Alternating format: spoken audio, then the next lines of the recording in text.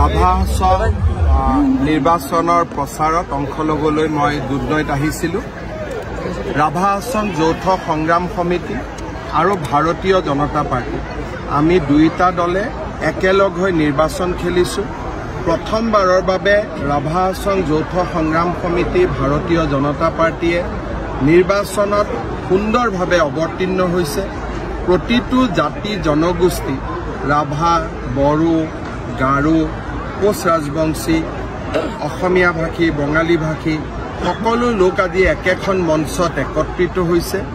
মই নিশ্চিতভাৱে বিশ্বাস কৰোঁ যে আমাৰ সভাপতি দিলীপ শইকীয়া আৰু ৰাভা আসন স্বায়ত্তশাসিত পৰিষদৰ মুখ্য কাৰ্যবাহী সদস্য টংকেশ্বৰ ৰাভাৰ নেতৃত্বত আমি বিপুল ভোটত বিজয়ী হ'ম। ইতিমধ্যে 3টা সমষ্টিত আমি বিনা প্ৰতিদ্বন্দ্বিতাৰে নিৰ্বাচিত হৈছোঁ আৰু নিৰ্বাচন হ'বলগীয়া 33টা সমষ্টিটো আমি চমকপ্ৰদ সাফল্য লাভ কৰিবলৈ সক্ষম হৈছোঁ। ৰাভা আসন এলেকাৰ যিখিনি জনসাধাৰণ আছে তেওঁলোকৰ জাতি মিতি ভিত্তিছে চেক আছে, কিন্তু এলেকাৰ বাহিৰৰ সংকট আছে, কি ক'ব? গোৱালপাৰা জিলাৰ ৰাইজৰ বাবে যথেষ্টখিনি সমস্যা আছে। ইয়াৰ ফৰেষ্ট, ইয়াৰ ৱেটলেণ্ড বিভিন্ন ব্যক্তিয়ে আহি দখল কৰিছে আৰু আমাৰ জনজাতীয় থলুৱা লোকৰ অধিকাৰ বহুখিনি কাঢ়ি লৈ যোৱা হৈছে। আমি ৰাভা আসন স্বায়ত্তশাসিত পৰিষদক এটা সাংবিধানিক স্বীকৃতি দিব বিচাৰোঁ যাতে তেওঁলোকে নিজৰ মাটি বাৰী ৰাখিব পাৰে আৰু ৰাভা আসন স্বায়ত্তশাসিত পৰিষদৰ বাহিৰৰ অঞ্চলবিলাকতো যোৱা 5 বছৰত আমি যথেষ্ট কাম কৰিছোঁ। 4 বছৰত বহুবিলাক এভিকশ্যন হৈছে, নতুন মানুহ অহা এক প্ৰকাৰ বন্ধ হৈছে। মই ভাবোঁ যে আমি এনেকৈ কাম কৰি গৈ থাকিলে অসমখনক আমি সুৰক্ষিত কৰিব পাৰোঁ। আপোনালোকে ৰাভা আসন নিৰ্বাচনটো ইমান গুৰুত্ব দিছে, কিন্তু কংগ্ৰেছে কংগ্ৰেছে ৰাভা আসন স্বায়ত্তশাসিত পৰিষদৰ 1995ত চুক্তি হৈছিল। 2013লৈকে তেওঁলোকে নিৰ্বাচনে নকৰিলে।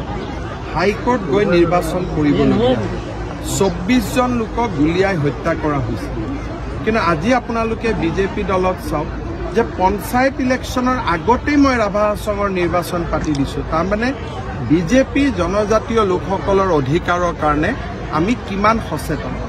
মোকো কৈছিলে যে পঞ্চায়তৰ পিছত পাতো ৰাভা আসন। মই বোলো নহয়, মই এদিনৰ কাৰণেও চৰকাৰী অফিচাৰ নবহোঁ।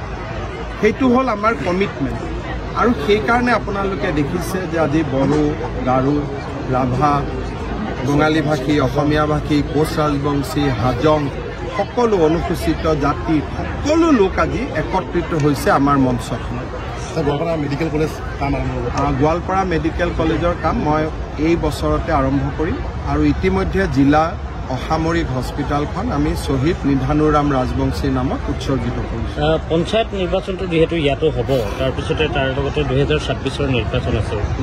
ৰাভা আসন স্বায়ত্তশাসিত পৰিষদৰ অন্তৰ্গত যিকেইটা সমষ্টি আছে সেইকেইটা সমষ্টিৰ কেনেকুৱা হ'ব? আমাৰ ৰাভা আসনৰ লগত আমাৰ এটা বহুদিনীয়া সিদ্ধান্ত আছে যে MLA ইলেকশ্যনত আৰু MP ইলেকশ্যনত বিজেপিক তেওঁলোকে সমৰ্থন কৰে, পদুমৰ চিন থাকে।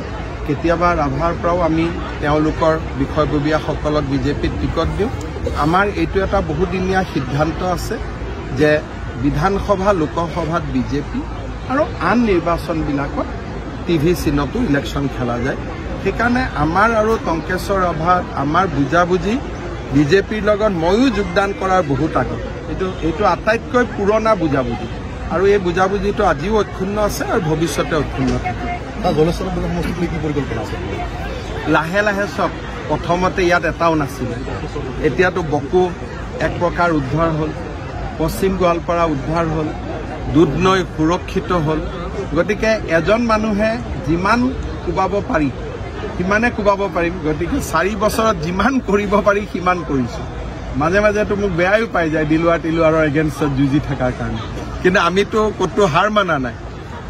য'তে ক'ৰবাত দিলুৱাৰ পাইছোঁ, ক'ৰবাত কিবা পাইছোঁ, যোনে বেয়া কাম কৰিছে সমালোচনাৰ মাজতো আমি আমাৰ কাম কৰি গৈ আছোঁ। ক'তো জিৰণি লোৱাই নাই যাতে জাতি মাটি ভেটি সুৰক্ষিত আমি কৰিব পাৰোঁ। কিন্তু এইটো ঠিক আজি আমাৰ বাবে আটাইতকৈ আনন্দিতৰ কথা যে অসমৰ ইছলাম ধৰ্মী সমাজখনেও আজি বিজেপিক বুজি পাইছে। চামুগুৰিৰ ইলেকশ্যনৰ ৰিজাল্টে কি প্ৰমাণ কৰে যে সকলোৱে বুজি পাইছে যে এওঁলোকে ভালৰ লগত ভালেই থাকিব আৰু ভালৰ লগত কোনো অসুবিধা নাই। আমাৰ অসুবিধা কাৰ লগত ভুৱা সাংবাদিক, আমাৰ অসুবিধা কাৰ লগত ড্ৰাগছ বেপাৰী, আমাৰ অসুবিধা কাৰ লগত কোনোবাই মাটি দখল কৰে, কোনোবাই আমাৰ ছোৱালীক লাভ জেহাদ কৰে, তেতিয়াহে আমাৰ অসুবিধা। নহ'লেতো চবেই অৰুণোদয়, চবেই মহিলা উদ্যমিতা, চবেই নিযুত মইনা, আমিতো সবকা সাথ সবকা বিকাশ। অখিল গগৈয়ে আজি তেওঁ সংবাদমেল দিছে আৰু অৰুণোদয়ৰ কথা কৈছে যে অৰুণোদয়ত কিছুমান পাবলগীয়া মানুহে নাই পোৱা। প্ৰথম এইটোৱে যে মই অখিল গগৈ ডাঙৰীয়াক ধন্যবাদ জনাইছোঁ যে তেওঁ অৰুণোদয় আঁচনিটো সমৰ্থন কৰিছে, আৰু যিসকল দুখীয়া মানুহে পোৱা নাই তালিকাখন দিলেই হ'ল। আজি ঘিবলি ষ্টুডিঅ' বুলি সকলোৱে আপোনালোকে ব্যৱহাৰ কৰিছে, এটা নতুন ট্ৰেণ্ড হয়, ট্ৰেণ্ডি হৈ থাকিব লাগে য়ং জেনেৰেশ্যনৰ লগত। গতিকে Ghibli is a new trend, গতিকে আমি ট্ৰেণ্ডৰ লগত যাব লাগে যাতে ইউথেও সদায় আমাৰ লগত কানেক্ট হৈ থাকিব পাৰে। চাওক, মই কাৰো বিৰুদ্ধে ব্যৱস্থা লোৱাৰ পক্ষপাতি নহয়। মোৰ কথাটো হ'ল যে সাংবাদিকতাটো এটা পবিত্ৰ বৃত্তি, ইয়াৰ লগত মিক্স হ'ব নালাগে, ইমানেই কথা, বাকীটো একো কথা নাই। যদি আমি সকলোৱে নিজৰ নিজৰ দায়িত্ব পালন কৰোঁ, মোৰ বিৰুদ্ধে আজিৰ পৰা লিখা নহয়, 2001 চনত মই মন্ত্ৰী হোৱা দিনাৰ পৰাই মোৰ বিৰুদ্ধে লিখি আছোঁ, কিন্তু মোৰ বিৰুদ্ধে লিখা সাংবাদিকৰ ঘৰতো মই নিজে যাওঁ। বেমাৰ আজাৰ হ'লে তেওঁলোকৰ লগত থাকোঁ, ঘৰৰ বিপদ হ'লে তেওঁলোকৰ লগত থাকিব চেষ্টা কৰোঁ। কিন্তু যদি সাংবাদিক হৈ মই সাংবাদিকতাৰ বাহিৰৰ কাম কৰোঁ, তেতিয়াহ'লেতো আইন সকলোৰে সমান। মই যদি আজি মুখ্যমন্ত্ৰী হৈ কাৰোবাৰ মাটি দখল কৰিব যাওঁ, মোকোতো এৰেষ্ট কৰিব ন পুলিচে। গতিকে আইন সকলোৰে ক্ষেত্ৰত সমান। কিন্তু মই এইটো কথা বিশ্বাস কৰোঁ যে বিজেপি এটা চৰকাৰ যোনে আমাৰ এগেইনষ্টত ইমান লিখে, আমিতো কাকো একো নকওঁ। আমাৰ এগেইনষ্টত লিখা মানুহজনকো লগ পালে হাঁহি মাৰি মাত দিওঁ, হয় নে? এতিয়া আপোনালোকৰ ভিতৰত কিমানে হয়তো মোৰ এগেইনষ্টতে গৈ আজি লিখিব, মইতো কেতিয়াও এটাও টান শব্দ নকওঁ।